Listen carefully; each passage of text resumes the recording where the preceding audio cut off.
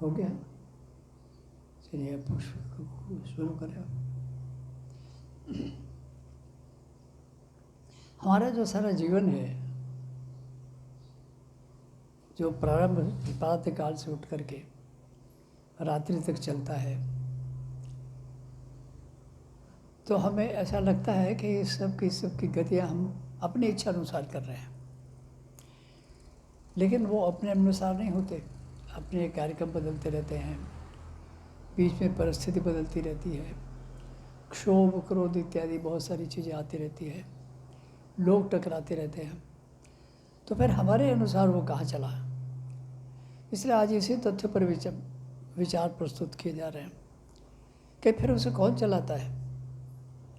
क्योंकि ये तो सिद्ध हो गया कि हमारे एक दिन के जीवन का प्रातः से लेकर रात्रि तक कोई भी क्षण स्वतंत्रतापूर्वक हमारी इच्छा से नहीं चलता है।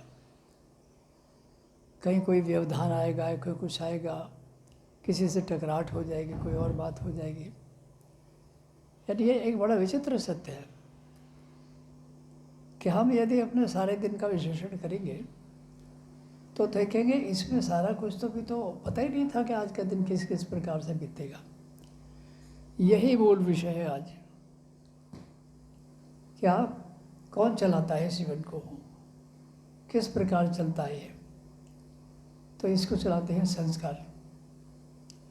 अब ये संस्कार क्या है? हमारी हर एक क्रिया जो अतीत में हुई है, इस जन्म के पूर्व, उस सबके संस्कार हमारे मन के अंदर केंद्रित हैं। अर्थात ठीक है, इस प्रकार से निर्मित है हमारा मन प्राण, जैसे किसी कंप्यूटर के द्वारा रचना कर दी गई हो।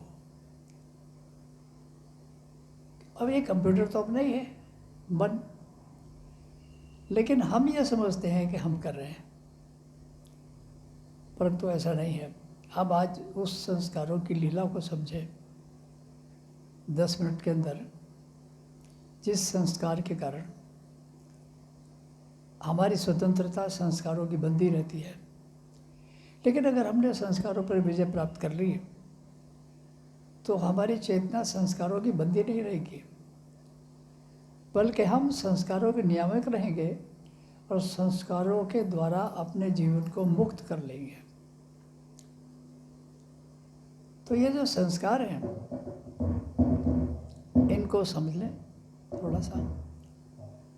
जैसे कि मैंने बताया कि जन्म होने के पूर्व, और आप ही के सामान्य भाषा में बताओ, जन्म होने के पूर्व जो बच्ची की कुंडली निर्मित की जाती है,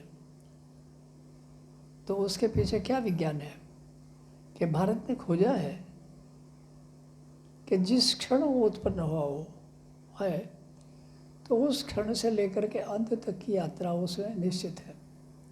और उसका जन्म होगा भी उसकी इच्छा से नहीं, उसका जन्म भी एक निश्चित पल, एक निश्चित क्षण के अनुसार होगा बालक का, क्योंकि उस पर उसके सारे जीवन का विधान निश्चित करता है। तो ये क्या है, पिछले जन्म में उसने जो भी काम किए हैं व्यक्ति के रूप में, प्रबुद्ध व्यक्ति के रूप में, जागृत व्यक्ति के रूप में, किसी उम्र तक वो गया हो, तो उसने जितने भी काम किए, हर कार्य का संस्कार उसके मनस्पटल पर अंकित हो जाता है।